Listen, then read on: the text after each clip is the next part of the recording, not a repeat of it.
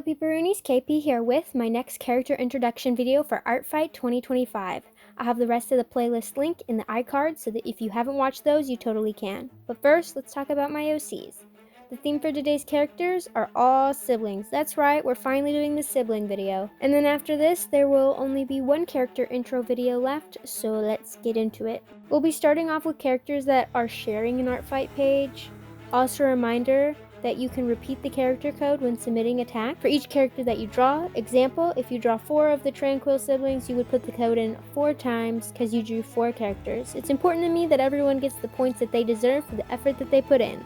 Okay, back to the character introductions. Art and Lottie, these two are small foxes, small even for Digimon standards, and while Lottie doesn't seem too pressed about it, Art, on the other hand, quite is.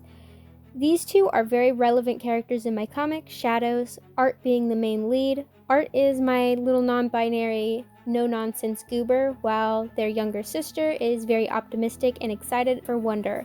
She heavily believes in fairy tales. Bee and Lydia are another set of siblings from a comic. Can you tell that I like to write sibling dynamics? Bee is a 7-year-old artist who, after thinking she saw her lost sister in the woods, she wanders off and gets herself lost in the process. Lydia has a curse that is void, and that leaves her ostracized and feeling like a monster. They are twins, and while the main story of Deep Woods takes place, they are in fact both children. They also have adult storylines later on, particularly Lydia does. Lydia is also another one of my Ninjago OCs for those of you who like to draw the Lego goobers.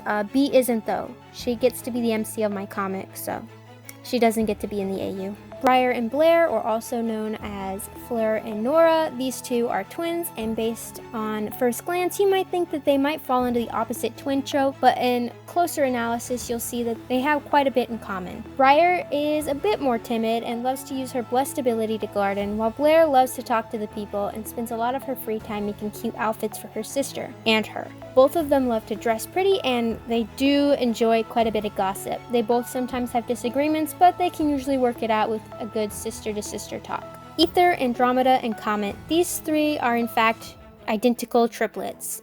Oof. They have fairly different interests. Ether likes to be adventurous and do things that most people would be too scared to do. They're also the shortest of the three. Not by much, but it is noticeable. Andromeda is the most timid out of the three. She also quite enjoys her alone time, but she would feel quite lost without her sister, so she makes sure to spend time with both of them quite often. And lastly, but most definitely not least, Comet. She is the self-appointed pretty one, despite them being identical triplets. She loves cosmetics and doing her sister's makeup and hair. Zen, Blythe, Ireful, and Serenity. These 4 are all siblings. Blythe is the oldest and the most level-headed, mostly out of necessity. Without her, the kingdom would likely crumble. Zen is the second oldest and also the most reckless out of the 4. He is well known for his beauty and is commonly mistaken for a maiden by foreigners. And lastly are the twins, Ire and Sarah. Ire is a very stern and uptight individual, but she has a soft side for her siblings, particularly her twin and her girlfriend Dimitri. Sarah, on the other hand, is quite the opposite of Ire. She is an airhead who, due to her blessed ability, sometimes floats around. Quite literally an airhead. She is also a bit of a people pleaser unless you hurt those she cares about. Then she'll be the Ireful one. I'd also like to squeeze little fun facts in here. The 4 have blessed abilities, all 4 of them do, and Ire is also my OC Agua's mother. Alright, these next ones were split into 2 character profiles. Fern and Fron share a profile while Forthsia has her own. It was due to how many attacks they were receiving last year, so they are all Alinor, in which they all view each other as siblings, but that does not mean that they share the same mother. Fern and Fron are Egress's kid, while Forthsia is Yellow's kid. Fern is a bit of a fashionista. She loves making innovations to Alinor clothing alongside her sisters Splice and Stitch. Fern is also a bit stuck up and full of herself, but not to the point that it gets out of hand, and she knows when to put her ego aside to help boost her family members. Frond, while all Alinor are born female, some choose to present in a more masculine way, and while the language for Alinor isn't gendered, so they don't have to worry about that type of thing, they unfortunately do have to worry about their clothing not being right. So Frond does have to wait a little bit longer for his clothes to be tailored for him, but luckily his sister does help expedite things.